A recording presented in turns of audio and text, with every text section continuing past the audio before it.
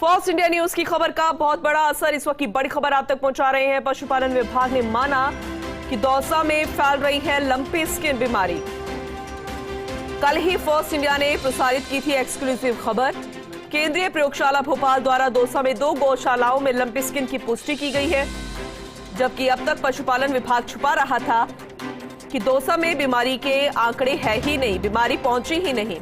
और आज जो आंकड़े जारी किए गए हैं, पशुपालन विभाग ने माना है कि दौसा में भी 388 गोवंश संक्रमित हैं।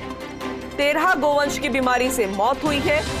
दौसा के साथ आज विभाग ने भरतपुर, धौलपुर, करौली और सवाई माधोपुर में भी माना कि इन जिलों में बीमारी फैल रही है। लंपी स्किन डिजीज से राज्य में अब तक 22,083 पशुओं की मौत हो गई। राज्य में बीमार पशुओं का आंकड़ा 5,12,140 हुआ है और इसके अलावा उपचार भी किया जा रहा है, कुछ ठीक भी हुए हैं और सबसे ज्यादा श्री गंगानगर में।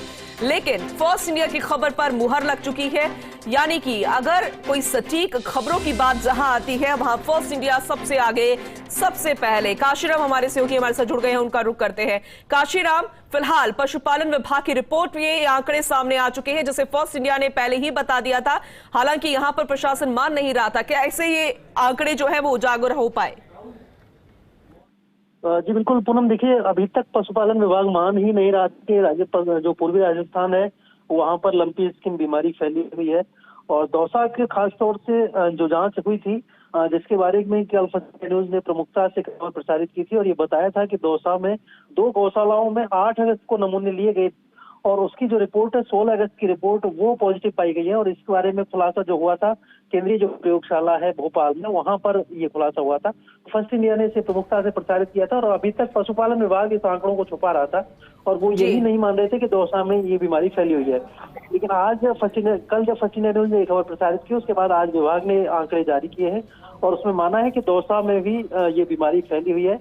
और दौसा में एक साथ ही 13 मौतें मानी है आज में, यानी कि कहीं ना कहीं पहले से ही ये बीमारी फैली हुई थी, लेकिन विभाग आंकड़े छुपा रहा था। तो अब माना है विभाग ने कि 388 गौवंश संक्रमित हुए दौसा में और 13 गौवंश की मौत हुई है।